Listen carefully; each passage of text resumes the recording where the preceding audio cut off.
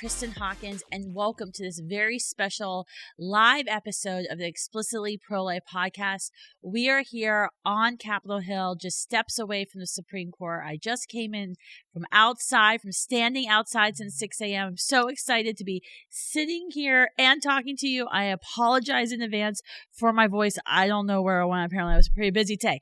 So, what we're doing today, instead of interviewing one guest, I have invited several of my friends who are leaders in different facets of the pro-life movement to come and speak with us about the significance of today, what happened here with the oral arguments in the Dobbs v. Jackson's Women's Health Organization case, and what we need to do to prepare for a post-Roe America. As you all know, I talk about a post-Roe America all the time, and I know you're probably getting sick of it, but tough. We are the post-Roe generation. We broadcast it and we put it on the Supreme Court last night via projector. So it is done. So my first guest is my good friend, Kathryn Lopez. She is the senior fellow at the National Review Institute, syndicated columnist. You've probably seen Kaylo's work around if you've ever followed any pro-life speaker or leader, because we're always sharing her articles. Thank you for coming today. Oh, goodness. Thank you for having me on. And you have me beat by an hour.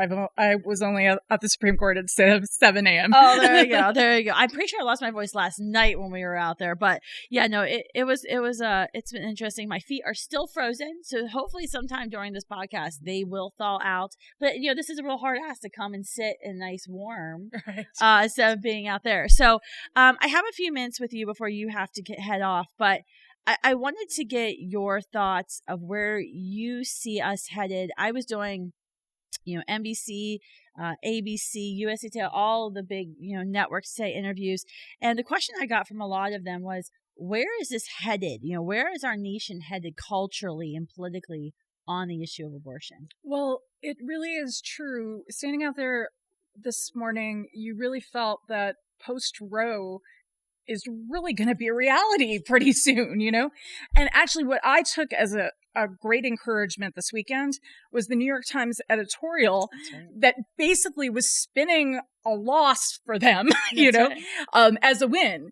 And so they see a post-Roe clearly world in their vision, and they're trying to make the best of it, which of course will mean campaigning in all the states to make sure that abortion is legal. But as we know, there'll be states like Texas and Mississippi. Challenge freaking accepted. We are already trained in Students for Life. We're ready to go. Well, you're going to have your work cut out for you in New York, where I'm from. But please come, please. Yes, yeah. Okay, so it's going to the States. What do you think? You've been writing a lot, and I know you've covered, some of the stuff we've done over the years with our Standing With You initiative. What do you think the pro-life movement really needs to focus on as we prepare for post-Roe America? I want to get into later a little bit more specifics on the case, but I know this is kind of your specialty of really asking these questions and digging in. What do you see like the gaps or the holes where our movement really needs to prepare for? Well, so there are two things. Like the story of the pro-life movement and the ministries is not a story that's well known. So there's that. But because those exist, that doesn't get individual pro-lifers off the hook, And that's my challenge to the pro-life movement. If you vote the right way, so to speak, you're for defunding Planned Parenthood. Well, what are you for? And do the young women in your life know that if they got pregnant unexpectedly, you would not judge them, you'd actually help them? And I think so often, if you present yourself as pro-life, people assume that you're judging, and fair or not, that's the case. And so we have to know that reality and work extra hard to make sure people know that we're actually about loving women and helping women. And women, as I talked in the rally after the oral arguments, I talked about the Sisters of Life. I love the Sisters of Life, because these are women who give their entire lives to God, obviously, but to helping women. They have women come and live with them in their convent. They meet them on the front lines. Abortion-minded women sometimes wind up at their visitation mission after being outside Planned Parenthood because they talked to somebody and they got information. And so often these women just need someone to sit down with them and give them some time to breathe. The Sisters of Life, the first thing they say to the woman is not, don't have an abortion. It's, how are you doing? You must be really frustrated and scared. Do you want some tea? You know, and some cookies. And then they have time to breathe. They realize that their lives have value, which so many girls today don't know. That's right. And they have a chance. Yeah. And so many of those women wind up having their baby and being delighted. And it's obviously, it's hard work. It's the hardest work in the world, as you well know, Kristan. But the Sisters of Life, for instance, whenever I go to one of their convents, I see toddlers, I see teenagers with the moms, because they're a total part of their lives. And the Sisters of Life are just one example of so many other ministries, which I write about in National Review. I should have had a prop. It has an NRO issue. And I wrote about... I don't think Students for Life was in that. Where were we? I think you were. Were we? I think you were. Wasn't that needed? Or I did it in the follow-up piece. Oh. But I always write about... I will. I always write about feminists for life. I was like, why Students for Life. That? Yay, we were. No, I love the Sisters of Life. I'm so excited. Sister Bethany Madonna, who just moved to Arizona, she's leading the convent there. She met the Sisters of Life, little known fact, at the Students for Life America conference. That's right. Because and it's so funny, because I always kind of complain, like, those sisters always want their table for free. All the nuns come to, and I'm always like trying to fundraise for Students for Life and keep us afloat. And I remember that year I was like, man, these sisters, they always want their free tables. You know, we're like losing money here. And we always lose money. And so, you know, we gave the table, and I was like, fine, but I'm putting in the back of the hall. This is evil, Kristan, okay? and Sister Bethany Madonna was there that year. Met the Sisters of Life, and now is this amazing pro-life leader. I'm like, this is God showing me to shut the hell up and always give the Sisters of Life a free table whenever they request it. So, no, I love the Sisters of Life. I actually think one of the sisters was here today praying. Yes, Sister Mary Karen was here. Yeah, we asked a couple different folks, clergy, to come and kind of cover the court in prayer. Okay. We had the last court we had case. We had some witches that were like following me around. And oh goodness! Knowing us personally, and that was a little scary. So no. By the way, the work that you do on campuses is so important, and so thank you for doing that. That's the work that we're talking about. This has to be what we're leading on. Yeah. No, and I this is my biggest criticism of the pro-life movement, is that we do so many great things. We have thousands of pregnancy centers, maternity homes. You know, you can walk into any pregnancy center across the country and say, I'm pregnant, I don't know what to do, I need help. And you would literally make those volunteers day. You would probably make their month. Right. But yet, those in our community don't know it. The Campaign for Abortion-Free Cities that we just launched, where we're door knocking, and we're going door to door, like, I was getting chased off a lawn in Denver, and another story, but it was interesting because I was like, you know, at least that person who hates me, doesn't like me, and was screaming at me, at least he can never say ever again that those pro-lifers just, you know, want to keep women barefoot and pray in the kitchen and don't help women. Because even the people who still disagree with us about abortion, now they had someone come to their door with a nice little chart to show them the nonviolent alternatives that exist in the community, how there's all these people ready to support. I mean, I was like, at least that was my consolation prize of that art. The guy who started yelling at me, it was, at least we're able to change that brand, because he can never say that pro-lifers don't care about women. That there are no resources. That if when Roe's reversed, that there are no resources. So that's amazing. Yeah, no, sharing those stories of what we actually do to help are essential. So thank you for doing that. Yeah, well, thank you for being here today. How can folks follow you? Because you're going to be writing about this a lot. Obviously, you just had the whole magazine piece on NRO, which apparently I need to read. I definitely wrote about you in the last 3 weeks. I know I did.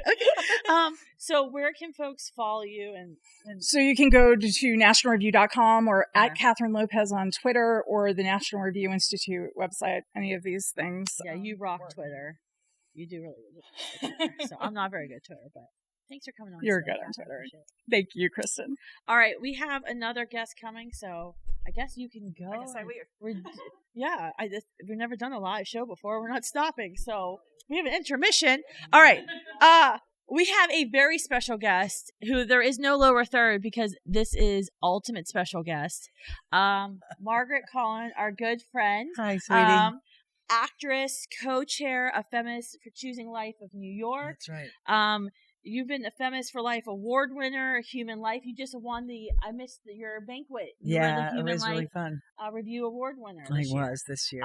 And so if you ever watch Gossip Girl, I didn't, but everybody younger than me's watched Gossip Girl. So I know you from Independence Day. Good. So I get geeked out and my staff was like, what's Independence Day? It's Gossip Girl. That's Margaret Collins. So why did you come to Washington, D.C. today? Why are you here? Holding up the flag that my mother started waving when we were all born, when we were all in the 70s and realized there was such a thing as abortion on demand. Oh. My mom was a big pro-lifer then and brought us all there, and we got on that school bus at 5 a.m.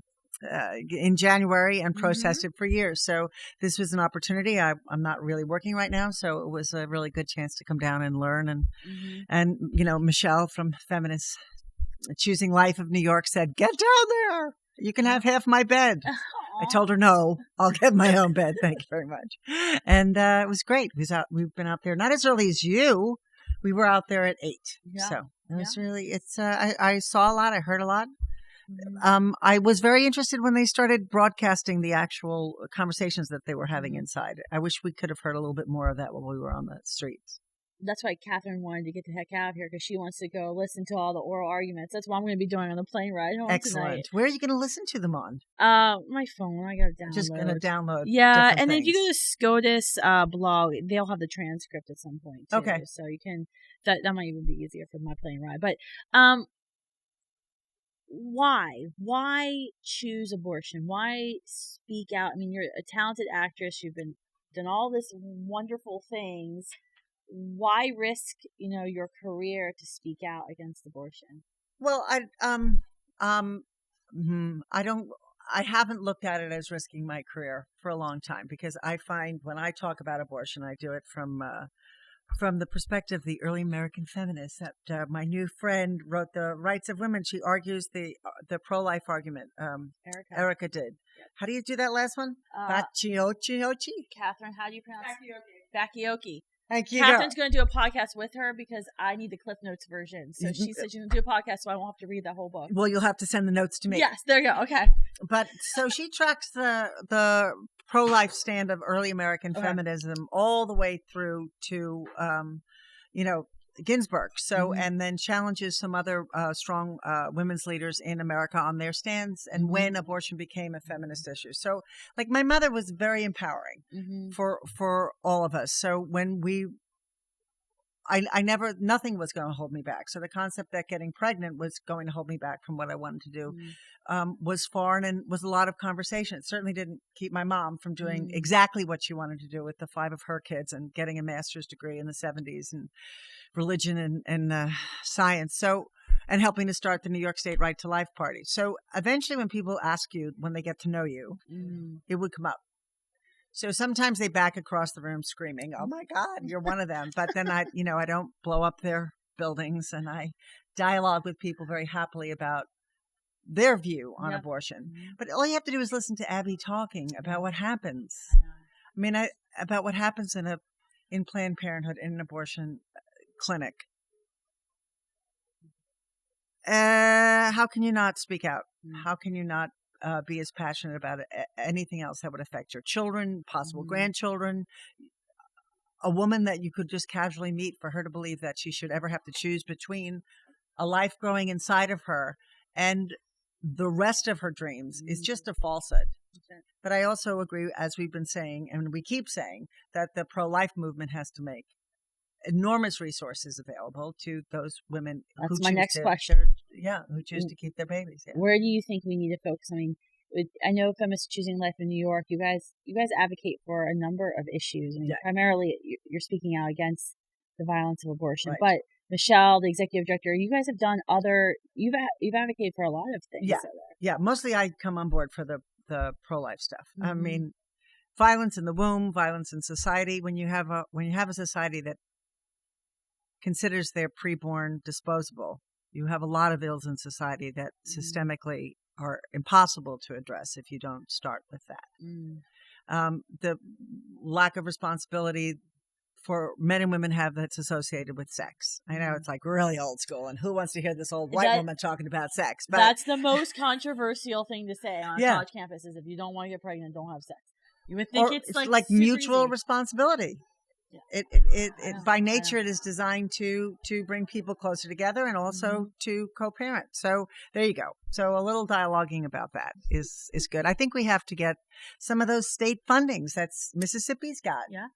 To go towards women who choose to keep their children and their families, and affordable diapers and affordable daycare, and knowledge that this just a more encompassing knowledge of what family can be and what support looks like.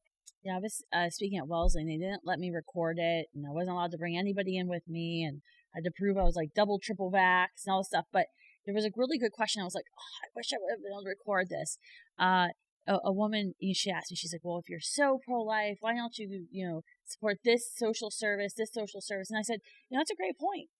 There's actually never been any studies on it. If you give me the numbers, I would gladly, any day, tell me how much you need to raise my taxes, to support whatever we can support if that's going to end abortion. Yeah. But all I ever hear from the other side is like assumptions. Well, if you're so pro-life, then you should support XYZ tax that's going to reduce abortion. Prove it to me. Right. Prove it to me. I'll do it all day long. I'll come out here in Capitol Hill, the pro-life generation, regardless of where we stand on other policy issues, left or right. We'll gladly pay what we need to pay to end abortion. It's across the board.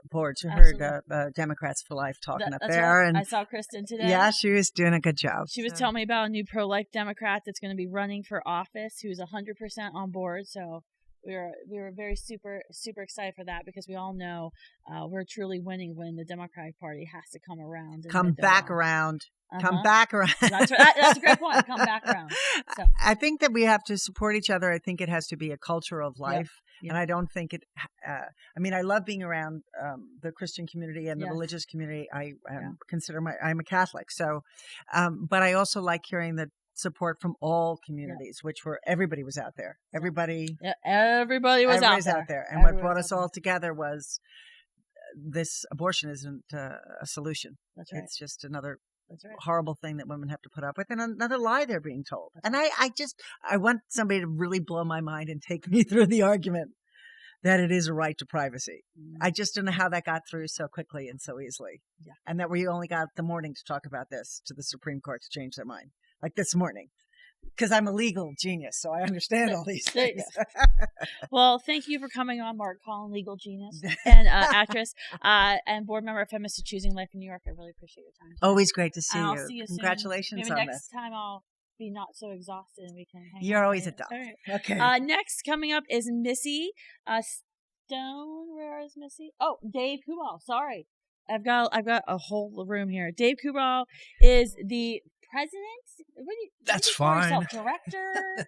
President and CEO officially. Okay. Yeah, President, CEO. I'm just happy to be here. Of Intercessors for America. We partnered with Intercessors here at this beautiful location. Dave came up to me and was like, I have a really great location on Capitol Hill. Are you going to be there on December 1st? And I was like, oh boy, are we going to be there? So we've been so grateful for their partnership. You all have been praying for this case for months. You had a whole host of folks that were here. You guys did a prayer march today. I do have kind of a hard question. This came up on our live stream yesterday, and I have some tough words for the church. So where do you think the church is on abortion, and where do you think the church needs to be? Tough questions. Sorry, I'm not. How long is our segment? 5 minutes, Dave. 5 Answer minutes. that problem for me. Well, I think first of all that America and the church specifically has been deceived by this false notion of viability outside of the womb. It's just absolutely ridiculous that in 1973, right over here, 200 feet away, a group of justices said that life begins when it can be supported outside of the womb, based on 1973 technology. It's just absolutely ridiculous. And the fact that it has not been evaluated judicially since is even more ridiculous. Obviously, 23 weeks and abortions before that, life can be sustained outside the womb before that. But even more importantly is, what does viability really mean? Viability means sustainability. And when is a fetus, when is a baby sustainable? And it is from the point of conception. That is it. If the most viable state of a baby is in the womb, just leave it alone. That's right. I mean, I think that's what's so, fundamental. I was doing an interview with ABC, and they're like, well, what do you say to people who say they have the right to choose? And my response was, choose what? Yeah. What are you choosing to do in an abortion? Yeah. You're choosing to end the beating heart of a human being that's living. Yeah. That's what you're saying you have the right to choose to do. And really to end a life. And your question just a moment ago is, where's the church? Yep.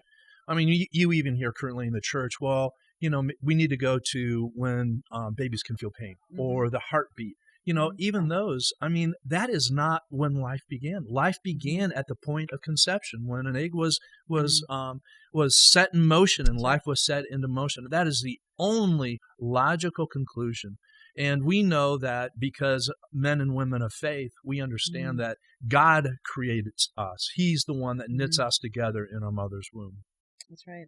What are your, I guess, words of wisdom for those who are in a church or have a pastor or a priest who kind of refuse to talk about abortion? I'm sorry, I'm giving you a hard question. It's been a long day. So you got 2 minutes to answer that 2 minutes. Boy, I think that that they need to just consistently challenge their pastor, rector, priest, whoever it is, on what is the value of life and when does life begin?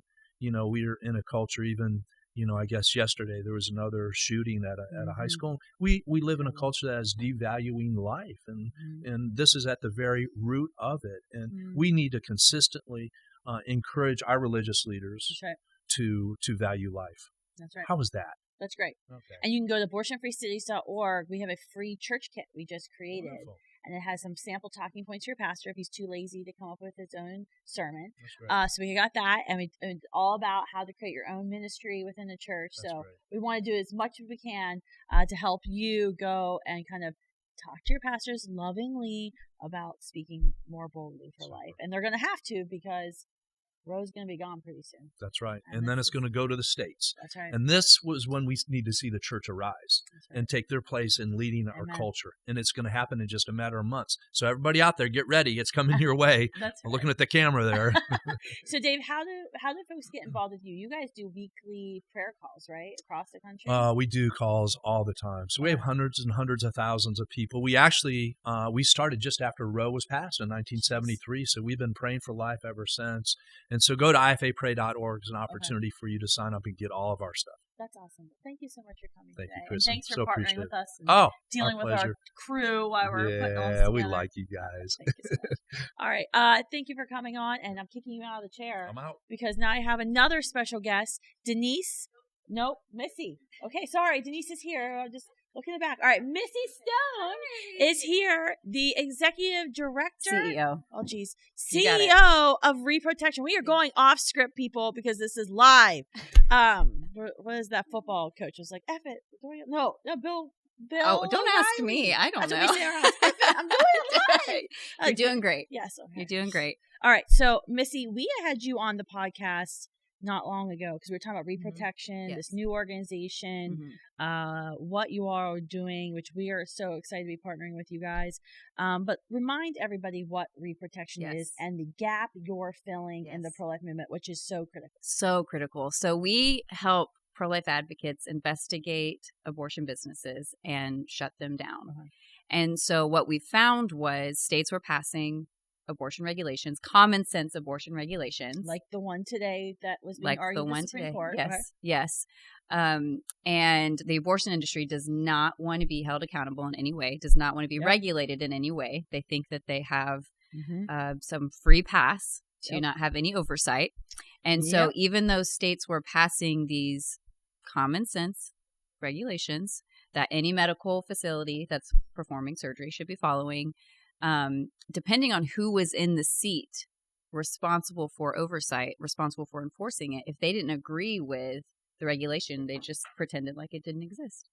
So we had all of these great laws, these state legislators working really hard to pass these laws. But when you're actually looking at what was happening on the ground, these abortion facilities were acting as if they didn't exist. So we now fill the gap of when people have traumatic experiences at abortion facilities. The sidewalk counselors witness something when they find out that the facilities are breaking the law, which is very normal. They come to us and we help them hold the abortionist accountable. So how do you see reprotection's role in a post-Roe America? Because, like, are you guys... we have a big You don't role. get to retire? No, we do not get to retire. Damn it. Even if I'm waiting Roe, for someone to say retire. So when it gets kicked back to the states, which is what people say, if Roe is officially overturned, then it's going to be our job at a state level to make sure the laws that are on the books in the states are enforced properly. Okay. So where I live in Kentucky, there's a law that if Roe is overturned, that abortion becomes illegal in Kentucky. Well, if the person responsible for making sure physicians aren't doing abortions is not pro-life, what are they going to do? Yeah, because didn't in Texas recently with the heartbeat law, several district attorneys signed an open letter saying they weren't going to enforce the law. Even though they're like sworn to do, like that's their job. And the DOJ, Joe Biden's DOJ said you don't have to do it. It's all politics when it comes to abortion. It's whoever is in the office decides whether or not this law is going to be actually enforced. And so we hold their feet to the fire. We find out the violations and we say they're breaking the law and you need to hold them accountable. This is off topic. It's not about Dobbs, but I want you to talk about this. And I don't know how public you can be. That's okay. There's a politician in Florida. Yes. Who's pretty high profile. I got a call from his office on Tuesday. Oh, you got a call from his office? New information I didn't know. Is there anything we can talk about what's happening in Florida? Yeah, I can absolutely talk about what's going on in Florida. 2 minutes. Tell me what's happening in Florida because everyone watching needs to know what's happening in Florida. We need to start putting some pressure on this very important politician who has aspirations for higher office. Yes. So in Florida, again, has laws on the books. Yes. Common sense, basic standards for any medical facility. To protect women. So to women protect don't women. die. Yes. And the Agency for Healthcare Administration is the oversight agency.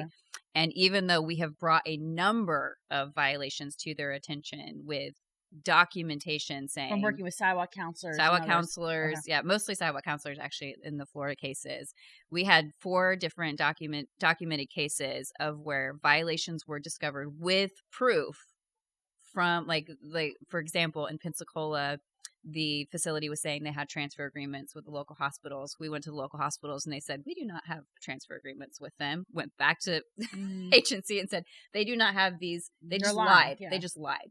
Caught them in bold-faced lie. But because the agency does not want to enforce abortion regulations in Florida, they said, how do we stop this? Because this is making me a little angry. We talked to the governor.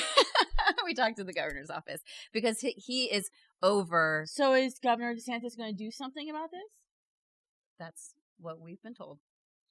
So we have Governor DeSantis in Florida who gets a bunch of publicity. Yes. He has aspirations for higher office. Yeah. Who says he's very pro-life. Yes. And you have abortion facilities going rogue. Just going rogue, violating law, putting women's in danger.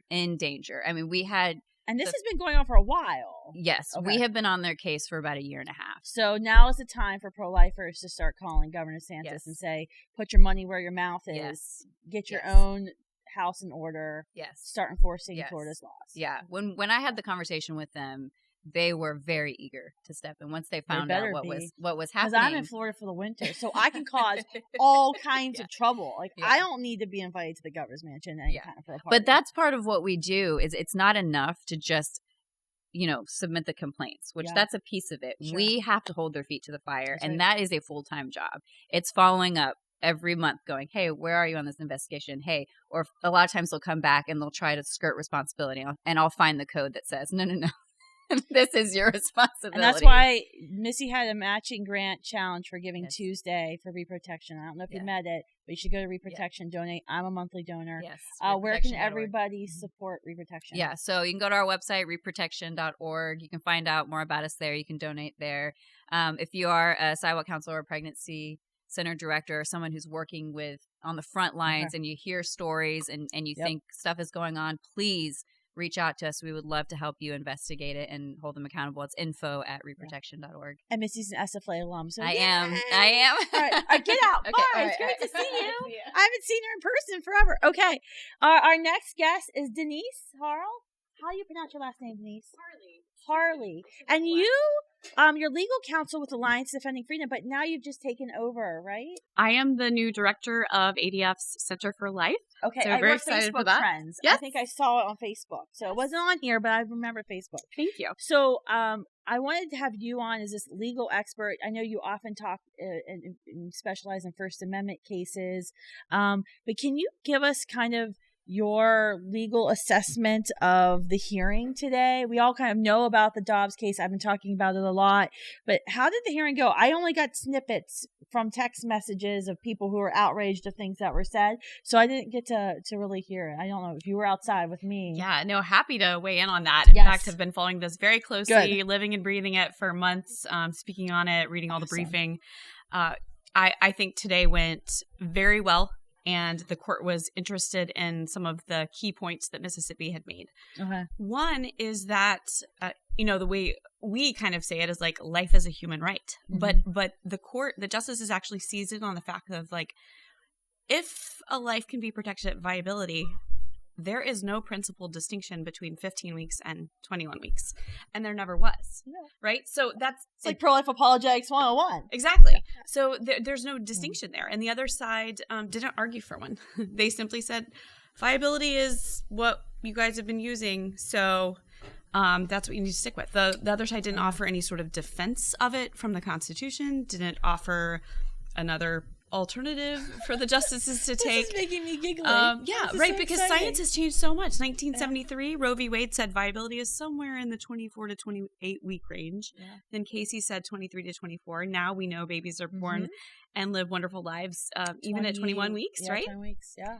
So that was a big thing. Is that after? So when that happened, I got a text about, I think Kavanaugh said, because they said, well, this is the long-standing standard. This is the standard set by the court. We have to adhere to it. Is that when Kavanaugh was like, well, you guys advocate for changes and all kinds of things, and he read off like a list of like different cases, and he got a little snarky with them. So the second key thing that the justices were interested in was this question of stare decisis, which is whether you stand by your precedent. Mm-hmm.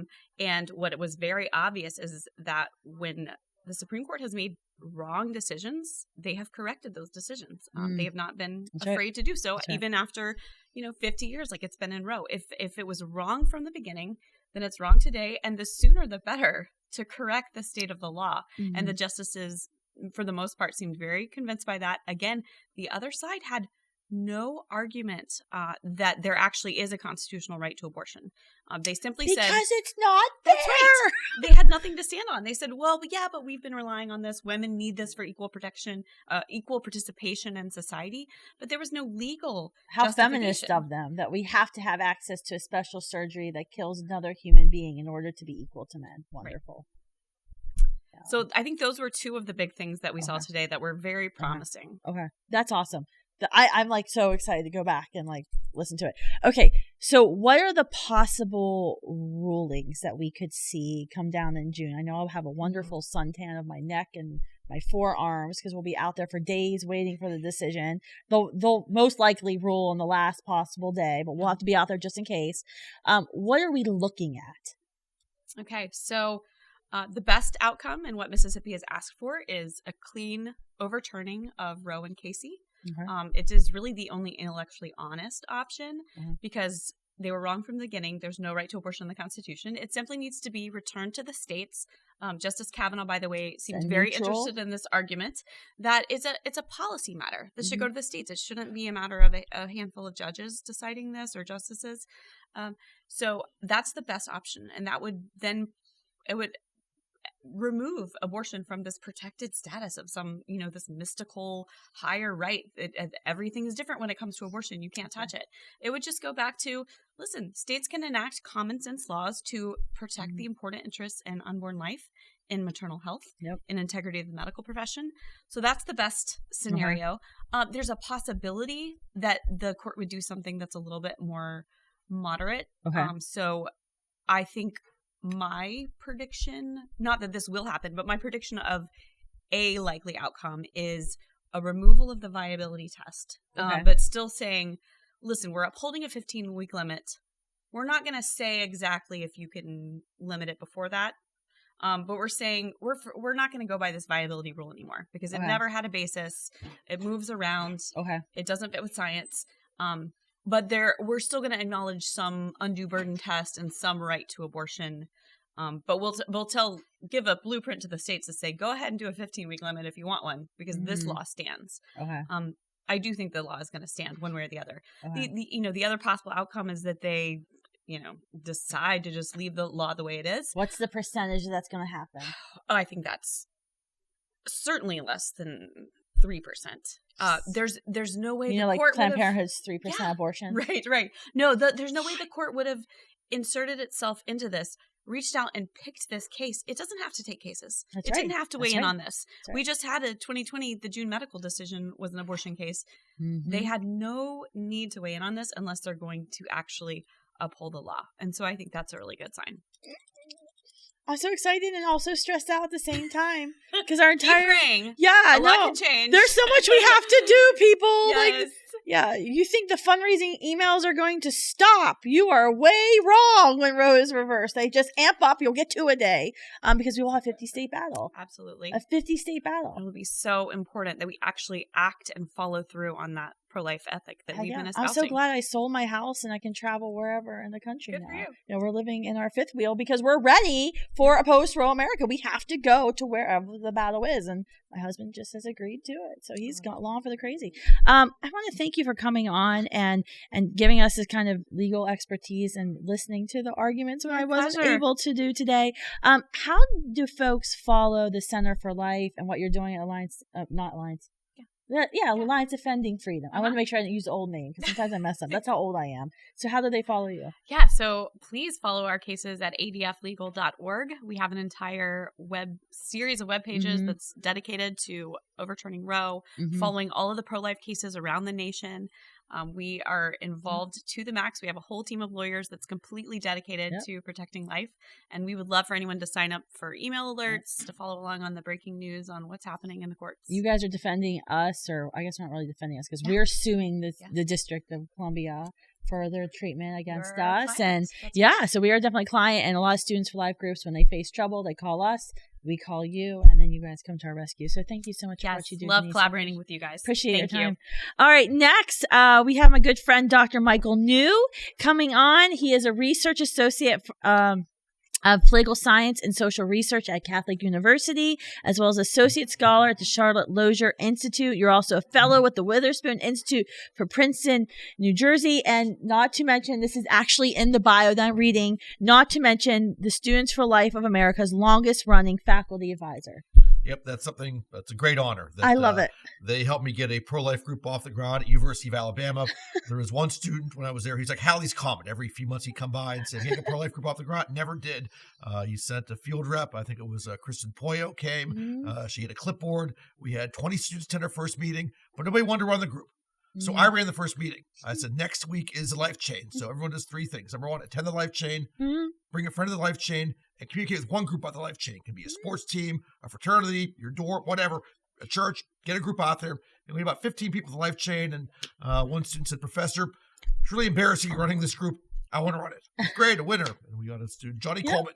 That was his name. He was our first president. Yep. And then later, Claire Coutan became the president of the group. She's now a she's a writer for LifeSite News. You'll probably see her name. Mm-hmm. And she's married to one of our other alum who is the president of Johns Hopkins. Yep, Andrew Guernsey, who is kind of the lead pro-life staffer in the U.S. Senate. He works for Senator Steve Daines in the pro-life caucus. So it's a whole pro-life thing. It all started there. And also don't forget Laura Peters. Oh my gosh, for Priest for Life. She That's was right. One of the students to be at the Outstanding Young Leaders 1 year. She was a terrific person to work with, and she's done great pro-life work. So yeah, we've had a lot of great people come out of Alabama. Yeah, well, thank you for stepping up to do that. I know as a faculty member, you can take a lot of heat for starting a pro-life group. So thank you for doing that. There was problems when I was in college. Anyone can do this. All right, so I want to ask you specifically about, right before Thanksgiving, as usual, we got new abortion data from the CDC, Center for Disease Control. Give me the details. What happened? All right. I'll be honest. Some reason for concern. For the second year in a row, we've seen the number of abortions go up. The number of abortions, it was slight, but it went up by about 1.7% between 2019 and 2018. A big reason for this is because of the increase in chemical abortions. We saw chemical abortions increase by more than 12% between 2018 and 2019. Right now, chemical abortions are almost 44% of all abortions. So the other side has really been opportunistic. They've used this pandemic to expand access to these dangerous chemical abortion drugs. It's now possible for women to get them without an in-person medical exam. This is obviously fatal for unborn children, but also really unhealthy for women. If a woman has an ectopic pregnancy and has a chemical abortion, that can be fatal. If she's further along in gestation than she realizes and has a chemical abortion, that could pose some really serious health risks. So this is something that pro-lifers need to be aware of. Yeah, this is huge. We've been talking about a lot of this on Explicitly Pro-Life and Students for Life. We had the whole docu-series, This is Chemical Abortion. You can go to thisischemicalabortion.com. Charlotte Pence-Bond helped produce it for us in partnership with Heartbeat. This is a serious concern because the abortion industry sees the writing on the wall, or last night, our projection on the Supreme Court that we are a post-Roe generation. Roe is going to fall. They believe it, just like how we believe it, and they're readying themselves. They're pushing chemical abortions, trying to get these abortions happening before a fetal heartbeat can be detected, so a woman can get these pills. Not good news. Where do you see good news in the pro-life movement? Last question. I see good news because even though there was a short-term small increase number of abortions, we made big long-term gains. One thing that pro-life should talk about more is we have gotten the abortion rate down by more than 50% since 1980. Wow. So if the abortion rate today was where it was in 1980, there'd be 1 million more abortions happening every year. So we should talk about the decrease, I think, a lot more often. And a big reason for the decrease is because a higher percentage of unintended pregnancies are being carried to term. And I mention that to every time I get a chance to speak to a pro-life group.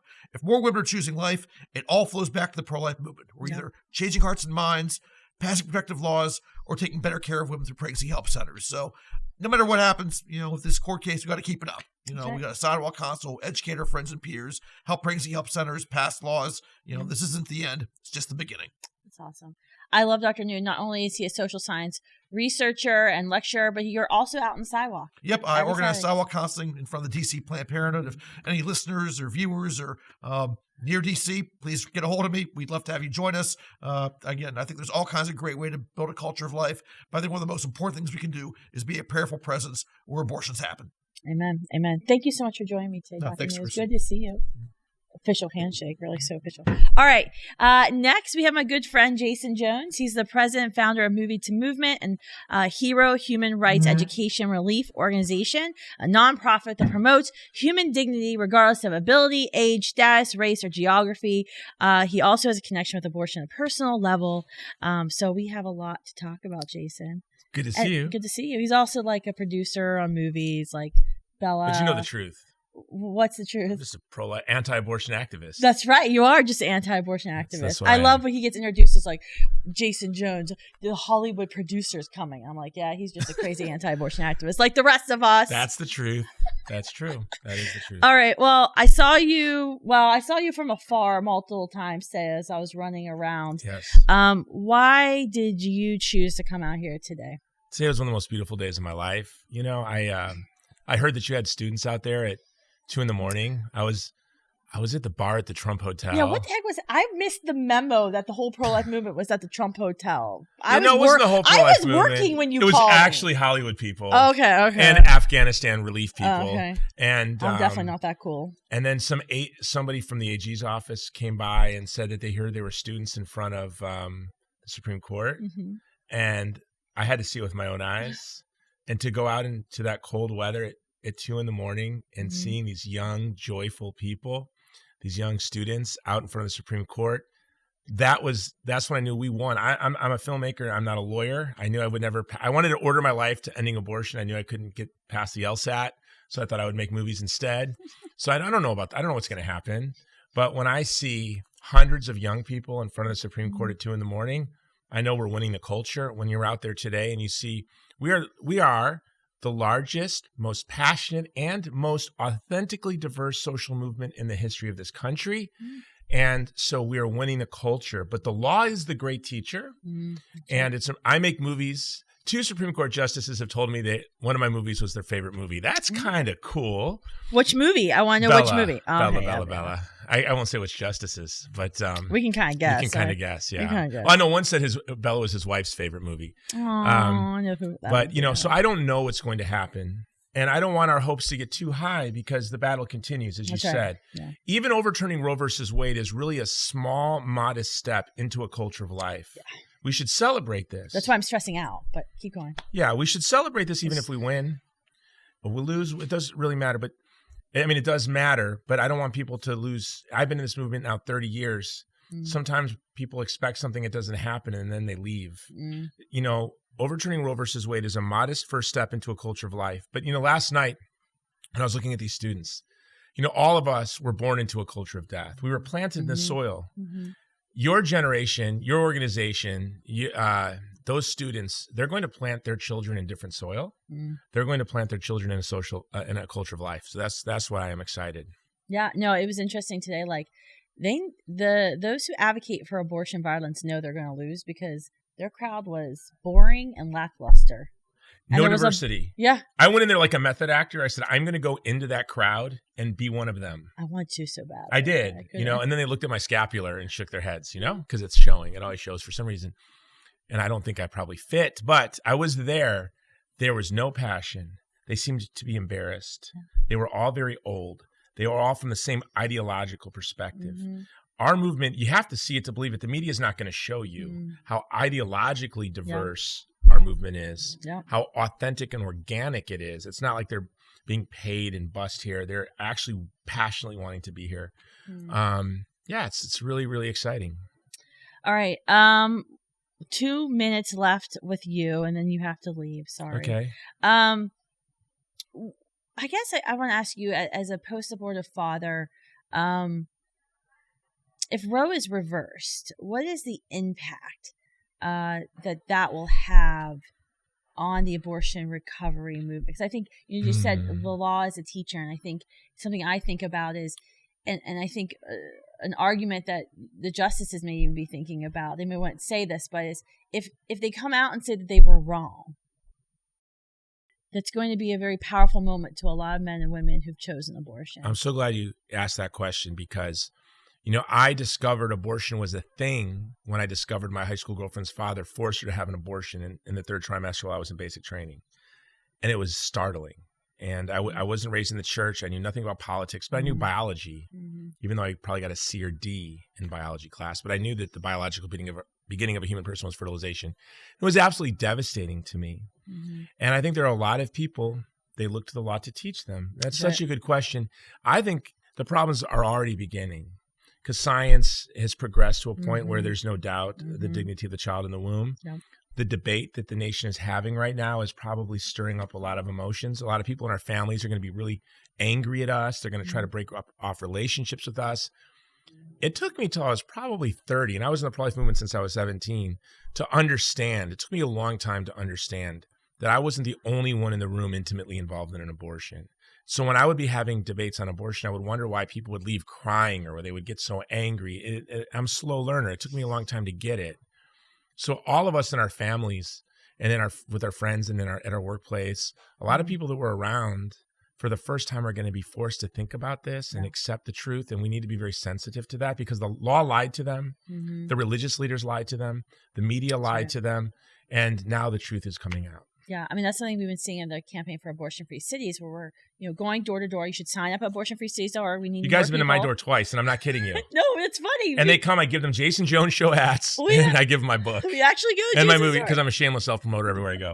They come to my house, I'll give you a book too. But what's interesting about when we started doing it, and we're just talking about the nonviolent resources that exist in the community, and we can have fewer conversations in a day than we thought because so many people, when we knock on their door, it's, how did you know? And then they share with us their personal abortion story. So we find that more and more, we actually go back and train our volunteers at how to start addressing post-abortion syndrome, how to get folks onto the path of healing right there at the doorstep. So I want to thank you for coming on. Thank you for all you do. How do folks follow you and what you're doing? So my latest movie, Divided Hearts of America, is on Fox Nation right now with Benjamin Watson, NFL standout, great, where we look at how abortion is intimately connected to the divisions we see in America right now. You can also go to our website, movietomovement.com, and thegreatcampaign.org is my organization that seeks to advance the interests of the vulnerable from the child in the womb to children in Afghanistan, where we've been at the front of evacuating and resettling Christians from Afghanistan around the world. Yeah.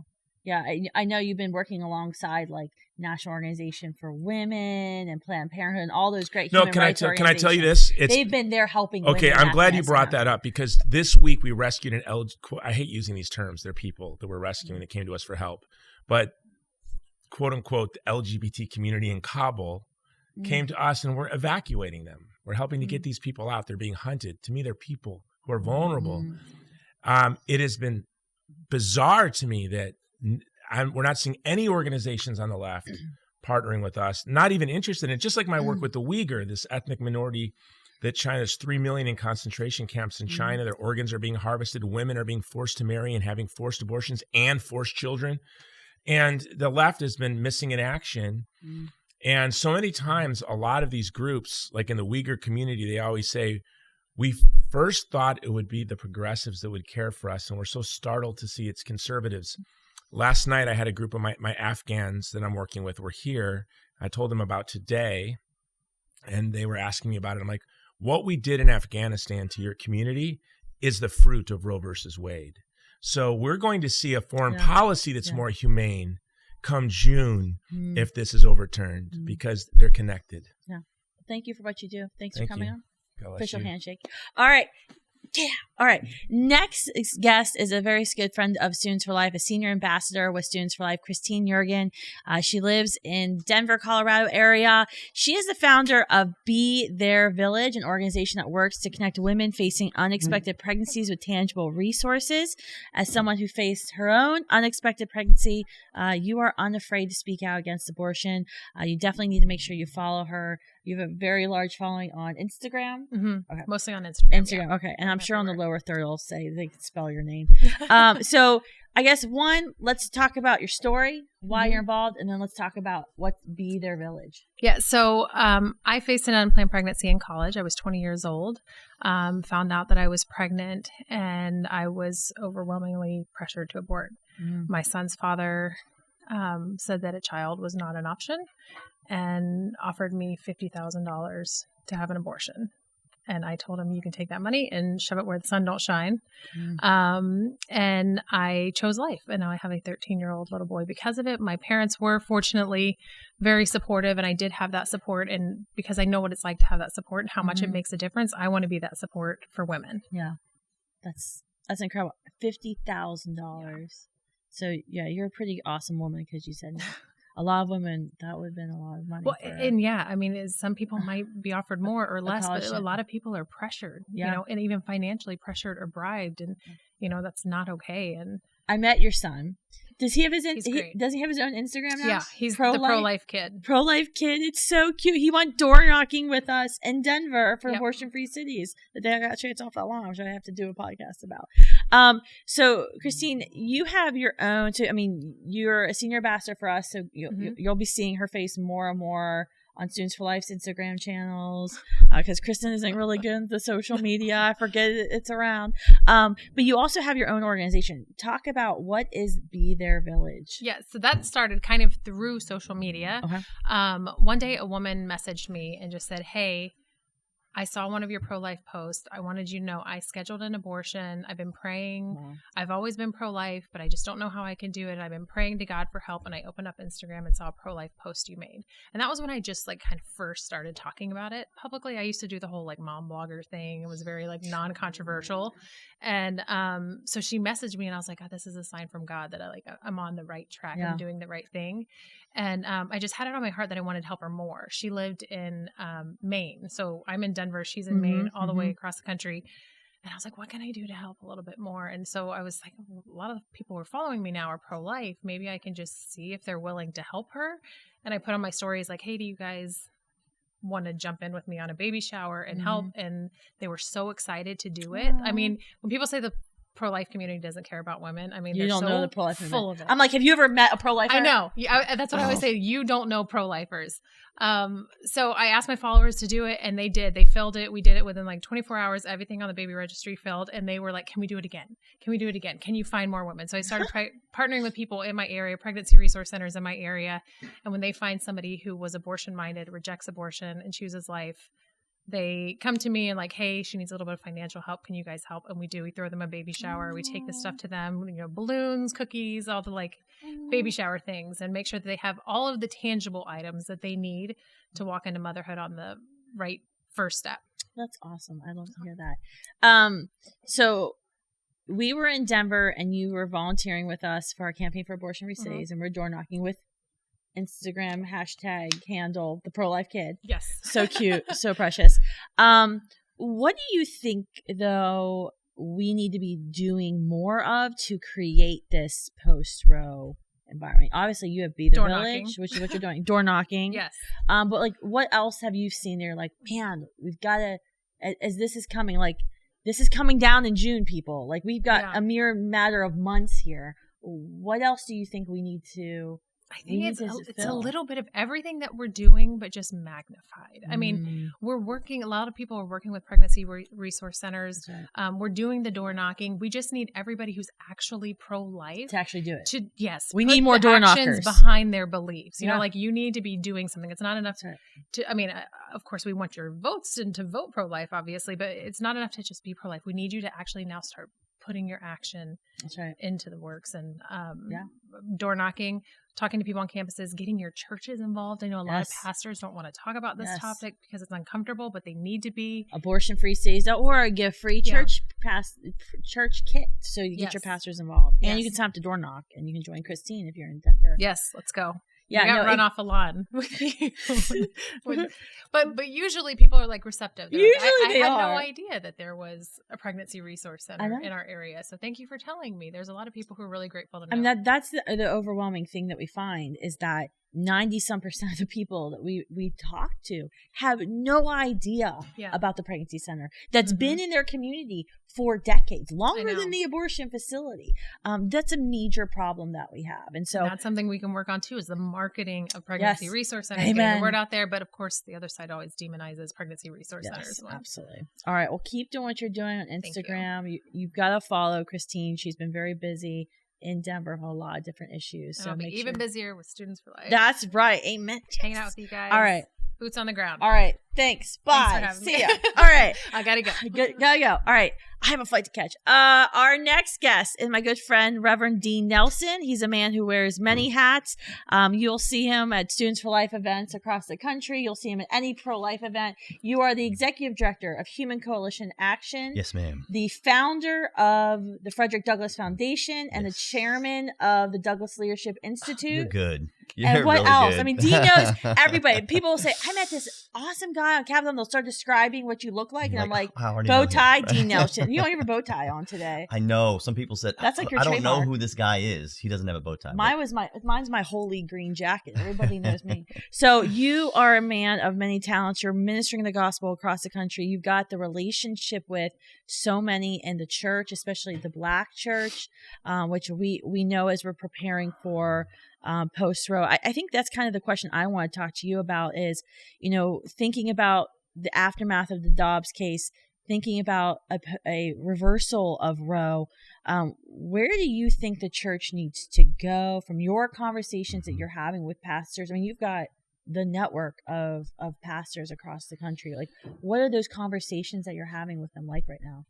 Yeah, well, one is some of them, we're helping them to understand that, number one, abortion is not a political issue. Everybody wants to punt it. This is political. We don't really want to talk about it. This is a moral issue, and helping them to understand it from that biblical context and understand that there are solutions. I think that that's one of the biggest things that a lot of people don't realize. You mentioned, in another segment that a lot of people don't even realize that there are these pro-life pregnancy centers kind of in their communities. They've been there for a while. So we're helping to let people know about that. And since, I've been involved in this movement, I've been trying to help plant more of these pregnancy resource centers in urban communities, because most of them, 80% of them in our country, as great as they are, they don't exist where most of the abortions take place.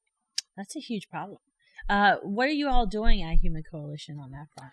So one of the greatest, we're inventing and coming up with new things all of the time, and telecare has been one of the biggest things. So this allows us to go places where we don't have to have a brick and mortar facility. So we actually have nurses that will take the calls and help engage with these women, so that they don't even have to get into a physical building before they have those important conversations.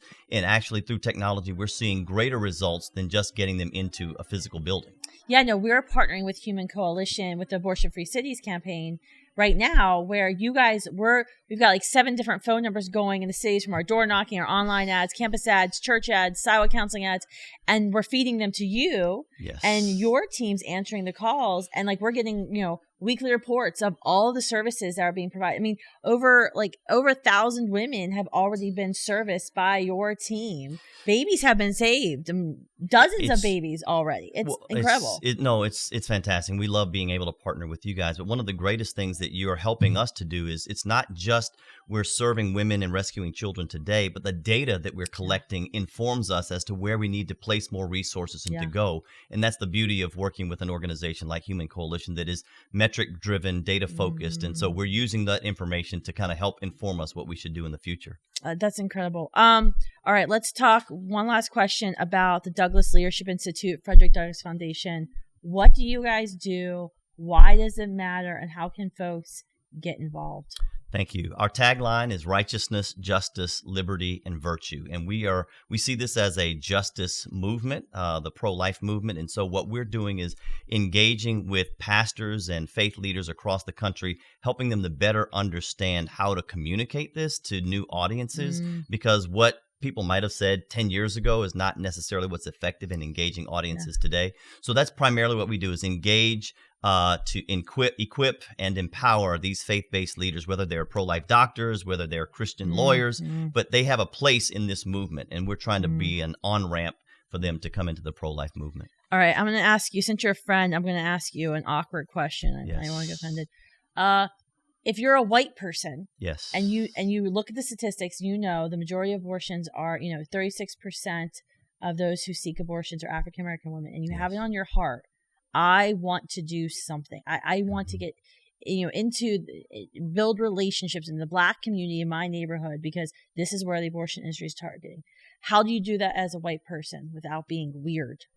I think we can look to the past. There were white people who were involved in the abolitionist movement. There were white people who were very involved in the civil rights struggle. I think one is connecting with organizations like the Frederick Douglass Foundation, pro-life, African American organizations, and finding out how you can use your gifts. I mean, everybody can speak, everybody can pray, everybody can use their financial resources to empower others. There are a lot of opportunities, but I would say find somebody who is doing it and help them to educate you and to equip you. And if you want to start, you can go to whoisfrederickdouglass.com and learn a little bit about Frederick Douglass, who I believe was one of the greatest social advocates of all time in America. So those are some of the things that I would encourage people to do. Join us, follow us, learn from us, Facebook. They can follow me on Twitter. So there's a lot of opportunity. You have time for Twitter with like 4 different job titles? Truth be told, I have some people that help me with that. Okay. Don't tell our secrets, Dean. I know. I don't do my Twitter either. I get in trouble on campus. People are like, "You tweeted this," and I'm like, "Oh, let me read what I tweeted." Yeah, no, that's awesome. And I know Frederick Douglass. I mean, there was a new book. I think Brian Kilmeade from Fox News has a book. He did. Yes, I talked to Brian about 4 years ago about Frederick Douglass. He didn't know anything about Frederick. I saw it in the airport. I was like, "Does Dean know about this book?" I have emailed him so that we should have a few other conversations. That's the last place. You know, the Hawkins family tries to go as many historical markers and history places, and we haven't gone over to Anacostia to the Frederick Douglass house. That's great. And you can now walk across the new Frederick Douglass Bridge that they built just earlier this year. So we got to do it. I'm like, I'm so excited. I have the Harriet Tubman plan for Maryland too. So I got like this whole thing. You're a great example. You people need to follow you and find out what this white lady has learned about like Black history. That'd be a great one. I try. Hawkins History Hunters. We try to do as much history as we can. So thank you for coming. I really appreciate all that you're doing. You guys are a great partner. I don't know if you all know, but we got 2 students were arrested for sidewalk chalking Black Preborn Lives Matter. I roped you into that deal. And so it is Students for Life and the Frederick Douglass Foundation suing the District of Columbia right now. Yes. As I say to people, only Kristan could get me screaming at the police on like live, like, it's the film. Best. Dean went total pastor on these priests and with these police officers. Yes. It was amazing. It was amazing. Like, how could Fortunately, I had a mask, so I told people, I don't know who that dude is. Yeah, it was great. So make sure you check out the Frederick Douglass Foundation, Douglass Leadership Institute, and Human Coalition Action. Thanks. Thanks for being such a great partner. Thanks, Dean. Alrighty. All right. Next, we've got Chelsey Yeoman. She serves as a National Director of Public Policy for Human Coalition. In her role, Chelsey works with Human Coalition's government team to build relationships with state policymakers, create new opportunities for partnerships across the pro-life movement. You are a pro-life legal expert, especially in Texas. You are very involved in the Texas heartbeat bill. We can't talk about all of it, but we know you were very involved. We can talk about all of it. Oh, good. Now, sometimes I don't know if that's public. We actually partnered with Human Coalition Action, Students for Life, to write an amicus brief, and I think you were the one who wrote the brief, right? For this case today. For Dobbs. It was an incredible opportunity to really present the court with what you and I know from behind the scenes of the pro-life movement, which is the fact that women don't really want abortions. 76% of our clients at Human Coalition and Human Coalition Action say they don't want abortion. They wish their circumstances were different so they could parent. And so we presented really incredible evidence before the court.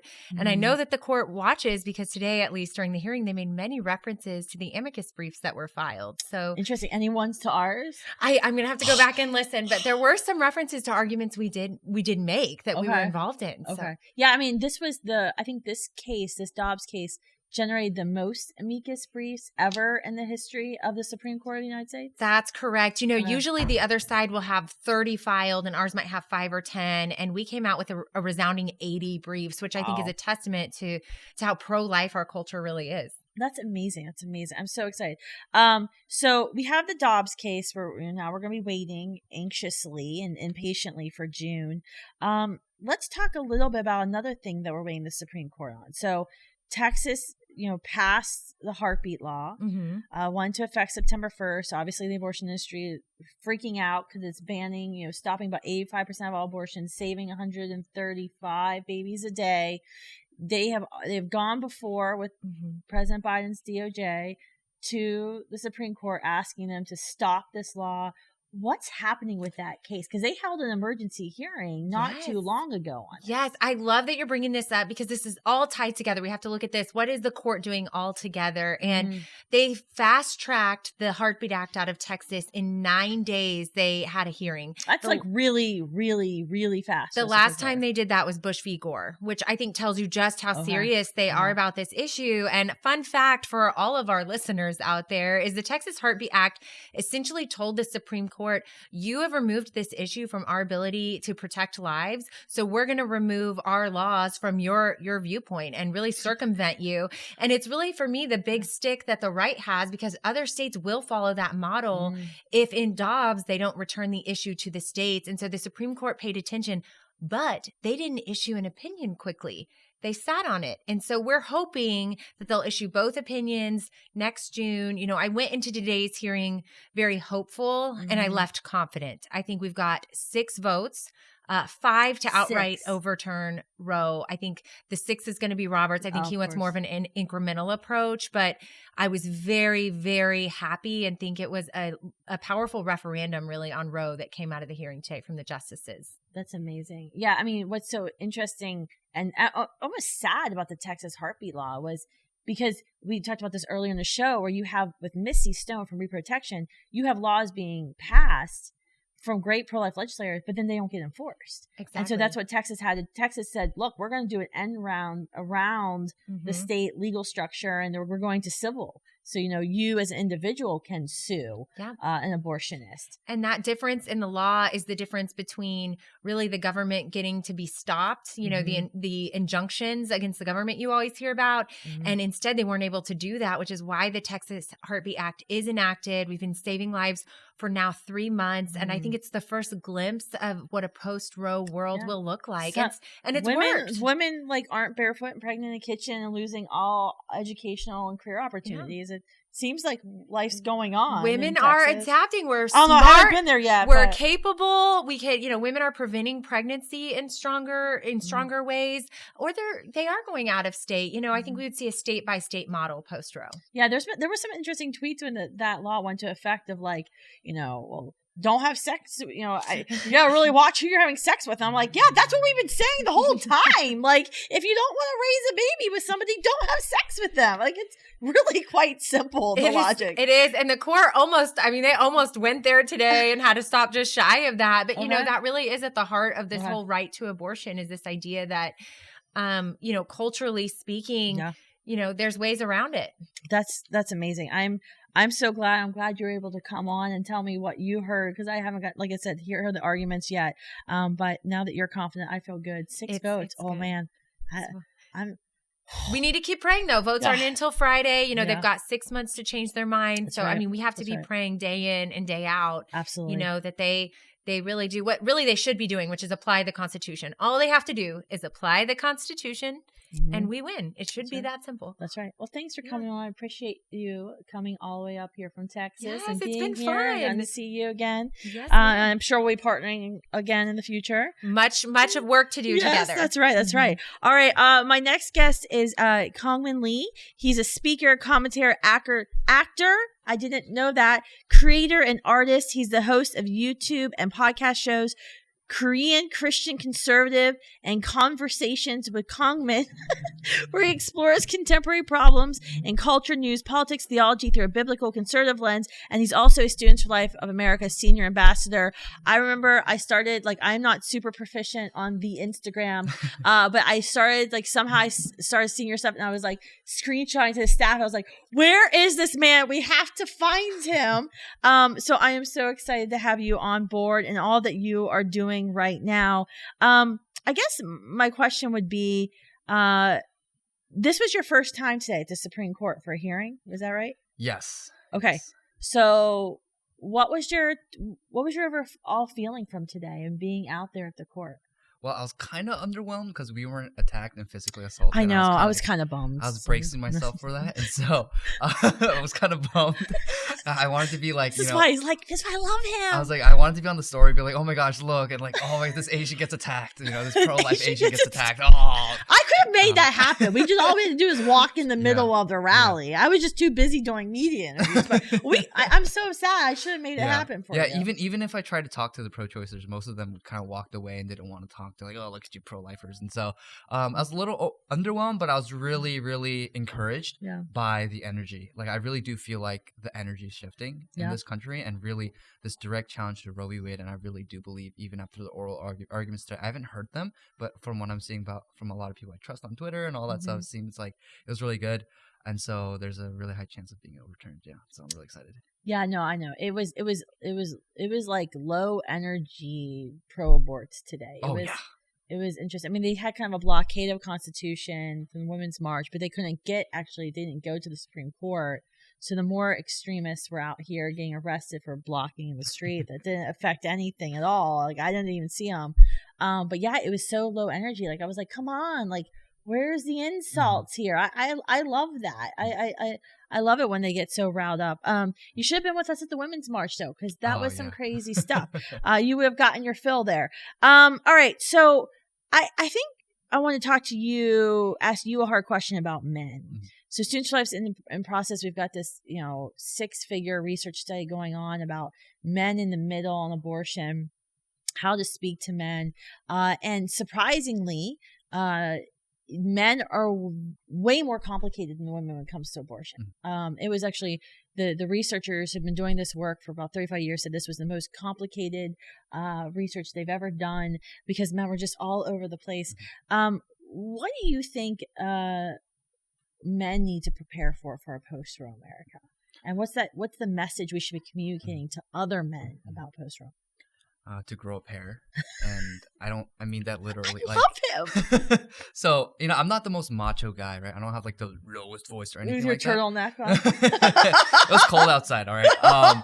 But men need to grow up hair, and so what's happening today really is a war on masculinity, where we're continuing to lower the bar and the standard for men, and this is why a lot of great women that I know are all single, lovely, godly women. They're always saying there are no guys out there, and I'm like, I agree, because we keep setting the bar low for men, and so we have to like hold men to a higher standard and bring them back and call them higher to take ownership of their responsibility as men in society to be providers and protectors, especially of the most vulnerable in society who are innocent, defenseless babies in the womb right now.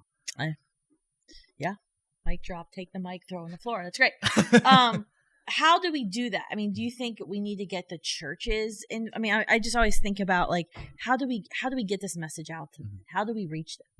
I think this is why Jordan Peterson has been so effective, because he calls men higher. And so right now with our culture, media, entertainment apparatus, they all, especially the government, like the government has a huge incentive to take families, tear families apart and take fathers out of the home because they want to be the daddy, right? And so like there's this huge elite Joe Biden blob. wants to be your daddy. He does. That is just messed up. And so there's this huge establishment elite blob that's trying to destroy masculinity. That's why they keep calling it toxic, right? Yeah. And then so because of that, so many men are lacking purpose. They're like, okay, then if I can't be the one who provides and protects women and babies, then what can I do? And then they get, addicted to pornography or video games and even sports, like just mindlessly drinking beer and watching sports all day like a drone. Like this is all a war on masculinity. And then so as a result, men don't know what to do and they're nihilistic and very depressed and have a lot of mental anxiety. But then what Jordan Peterson does really well is that he calls them higher. Hey, make your bed, clean your room, do the dishes, clean around the house, help your family, love them, support them, provide for them. And then he gives men purpose. And so I think we just got to point men back to that, back to their God-given design to be providers and protectors. It's very simple, to be leaders and to be strong. I don't know why weakness has somehow become a virtue today, but that's not a virtue. We have to have strong masculine men who are willing to stand up and fight for life.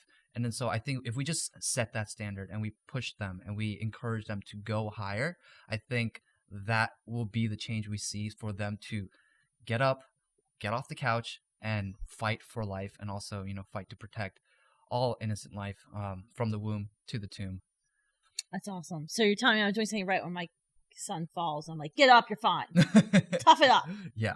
I think there has to be a balance, of course, right? It's like, don't just tell guys if they're like genuinely going through something to just like suck it up all the time. But sometimes you need to just suck it up. I remember one time I was in high school and I was like crying to my mom in the middle of the car. And I was in the car ride and I was like, Mom, like I'm so lonely. I have no friends. And then she said, well, just make friends. And then I was like, I stopped crying and I was like, you know what? You're right. What the heck? And so You went to Instagram. I got like tens of thousands of followers.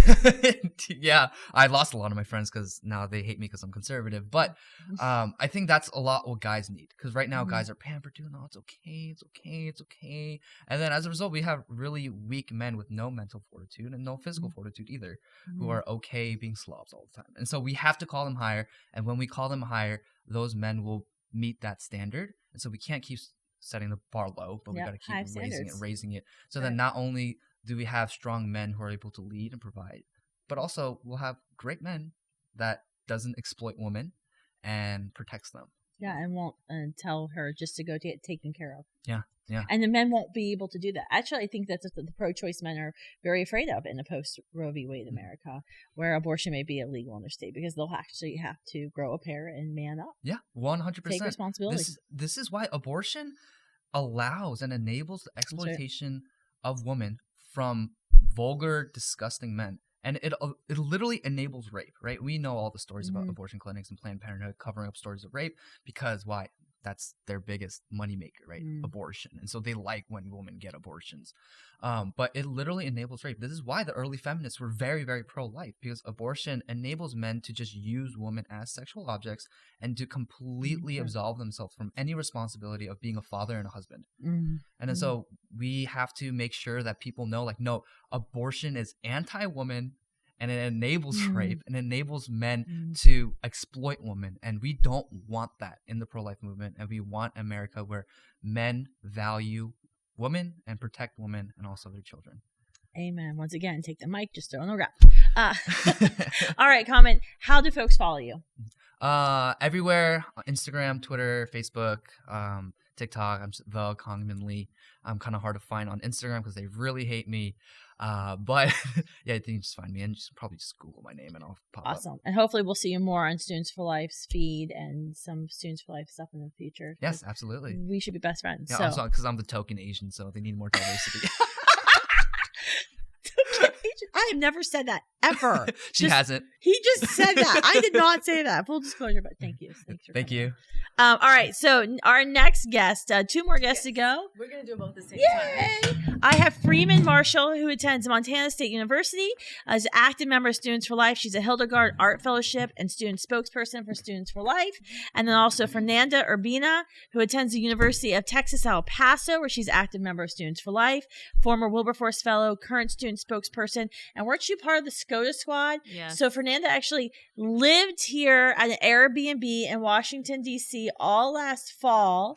And anytime pro-abortion people were outside during the Amy Coney Barrett nomination, confirmation hearings, she and like 4 other girls had to rush to, their goal was to rush to the streets and get in front of the cameras. And they even had to dress up like Supreme Court justices with black robes and pearls and wigs, and they hated it. And it was so precious. All the U.S. senators loved it, and people still talk about it. So thank you, Fernanda. And you, Freeman, are like well known. Like, I actually had to almost fight another pro-life leader because they were like, do you know Freeman in Montana? And she was lobbying with Students for Life Action for this bill, and she's amazing. I think we should hire her. And I was like, hands off. She is mine when she graduates. You are not allowed to steal her. Like, I got like super aggressive about it. But, well, that's good to know. So I know a lot about you. You may not know a lot about me. But I know a lot about you. I think we're good on that. Yeah. All right. So I guess was this your all's first time being here at the court for an oral argument? Yeah. Me too. Mm-hmm. All right. What were your takeaways for today? I don't know. It was just so crazy, and it was surprisingly good. I was expecting to be like more of a fight. I know, me too. Mm-hmm. But I guess at this point they know that they're going to lose. Yeah. Mm. At this point they know that abortion is like it's going to be unthinkable sooner rather than later. So I think that now they're just trying to do the best that they can, but they already know. You can see the numbers. Like our side was full, I know we kicked their butt today. I couldn't even walk. Yeah. And then in there it was just like them doing their random thing. So I think like my biggest takeaway is like this is the future. Like it's happening. Yeah, and there's nobody to stop it. Yeah, and they're like kind of they know what's happening. What was your takeaway? Yeah, Freeman? For me, I was expecting people to be way more open to having conversations with me. I feel like on my campus, at least, people are like pretty good about that. Yeah. You know, just even being honest with their opinion. Like, I'm not really sure where I stand. Even that is like something. But today, people were totally hush hush with us. It was like wouldn't engage at all. Totally. It was like they were told not to engage. Like I cannot speak with you. It was so strange, and I remember Lily was even like, "Are you guys okay? Is your like free speech being like impaired right now? Blink, are you okay? Blink, yes, you're in trouble." Yes, literally. Yeah, she was. That's actually what we should be doing. She was like genuinely concerned, and I was too. It was very strange. Yeah, I mean, the pro boards always bust people in and kind of give them very strict rules and things like that. And that is something. So I was at University of San Diego, and loudest silent protest ever. And I went out and I invited them to come in to hear my speech. And I said, you can ask me any question. I love Q&A. Mm-hmm. I can't stand it when it's all pro-lifers because those are boring Q&A. Like, I have to say something controversial anyway. So, like, I'll just try to make pro-lifers mad. Mm-hmm. And so I was like, please come in. And they're like, we will not engage with you. We will not listen to. And I was like, what has happened? That's interesting that you don't see that happening on your campus, though, but you saw it here because we've been seeing it a lot. All right, so the second question I have for you, and then we'll wrap this show up. This has been so much fun. I like live. Let's do live all the time. What are you guys doing specifically on your campuses and in your communities to kind of prepare for post Roe v. Wade America? Because this is what I love about the pro-life generation. Like, we've always believed it was going to be happening. I know for the National Summit 2 years ago in 2020 when we had it, we had a student leader who had just started a group, and we called him. We said, hey, why aren't you registered? And she told one of the regional coordinators to Students for Life, well, I just thought abortion was going to be over by January, so I didn't think I had to sign up. And I was like, oh, dear God, I want to have that spirit. Like, I don't need to sign up for the National Pro-Life Summit, which you should. It's prolifesummit.org, and we are almost sold out. So you definitely need to sign up, by the way. prolifesummit.org, January 22nd. That will be the first day of the 50th year. It'll be the day after the National Pro-Life March. But anyway, we've always believed it. And it's been actually very, I think, gratifying to see everyone using the words post-Roe and everyone agreeing with us now, because it was always like we were like the crazy people talking about. So you guys have believed it. So what are you guys doing? I mean, for me, my campus, I feel like we're a step ahead because we're Texas. So we already have that ban. So Texas always has a little swagger, but now they have like a legitimate reason to start. So keep going. All right. So what surprised me, it was like our first meeting of the semester was like right after the ban was set in place, and our club was like the biggest it has ever been. That's awesome. Yeah, we had like 15 to 20 people on our first meeting. That's awesome. So that was crazy, and I was so happy because people always say like, oh, you're just pro-birth. And I was like, we're literally here to help you. So we've been doing like tabling events because I feel like that's a lot. Like there's a lot of miscommunication, and there's a lot of resources that we have that they don't know about. So we spoke to like several pregnant women in campus, and we direct them to like our pregnancy resource center. So I think that's the first part of what to do next, how to support women. Because if we want to make abortion unthinkable, we also want to make pregnancy something beautiful and something to enjoy. So I feel like having those conversations is like the first step. And you guys have something special going on in El Paso. You guys got a whole with Mark Cavalieri. I did a special podcast episode with him. I love Mark Cavalieri. Of partnering with the pregnancy centers, the sidewalk counselors, the Students for Life groups are all working together in El Paso. And you're going to shut down the abortion. I mean, you shut down Las Cruces, New Mexico, which is across the border. Now they're targeting the ones in El Paso. They're going to go away. Yeah. Like they're going down. Yeah, they are going down, baby. So super exciting. What are you doing in Montana? Yeah, very similar. We're having really great conversations, especially lately. I feel like Montana is very 50-50 on this issue, which is like kind of perfect. And then at the same time, we are directing people to our local pregnancy resource center. We have an amazing pregnancy resource center called Zoe Care, and they're really good about, just reaching out. I feel like the awareness about Zoe Care is very low, unfortunately. I think like some studies show that as little as like 15% of women even know about their resources on campus. And so we're definitely trying to raise awareness of that, and scholarships. And what were you doing at the Capitol this year? Oh yeah, so we also are passing some really great pro-life legislation in Montana. It's been really, really cool. We're at 20 weeks right now, I believe, and we're trying to keep pushing that. Chemical abortion. So Montana was the first state to pass and sign into law Students for Life Action's new bill that we partnered with Susan B. Anthony list. First state, okay. Yeah, awesome. It was the first state that bans online distribution of chemical abortion. Students for Life Action partnered with SBA List and Americans Unite for Life. We all wrote this bill. Mm-hmm. You all were there. You were at the stakeout. Mm-hmm. I think you were at the signing. Were you at the signing? I was not at the signing, but we were. Everyone was talking about you. Yeah. Because you all were there, and we're so excited because a Students for Life supporter, Greg Giaforte, former congressman, now the governor, signed it into law. So it was really, really cool. Yeah. So that was really exciting. Yeah. No, Montana, you would think would be more pro-life, but all the Californians keep leaving the state that they destroyed, and Bozeman, and and then we're just now getting a conservative governor in. So we previously had somebody that would just veto everything. It was Bullock, but now we're doing better. All right, good. All right. Well, you've heard it here. The pro-life generation, whether it's in El Paso or whether it's in Montana, we are ready to go to become the post-Roe generation. We've got our plans in place. We've got a lot of work to do. I'm going to be working all weekend because, holy cow, we have until June to get our strategies, to get our tactics, to get our butts in gear, because you heard it here from the legal experts. We should feel very good about the oral arguments that were made today and the direction the Dobbs v. Jackson Women's Health Organization case is going. Thank you for tuning in today at Facebook or listening in on the podcast on Explicitly Pro-Life. Make sure you subscribe to the Explicitly Pro-Life podcast. It's amazing. If you haven't noticed, we have so many amazing, talented, selfless individuals in the pro-life movement. We're hoping to spotlight and feature them all. And as you heard earlier, now's the time. As Yeargen said, everyone just needs to ramp it up and do more. Thanks, guys.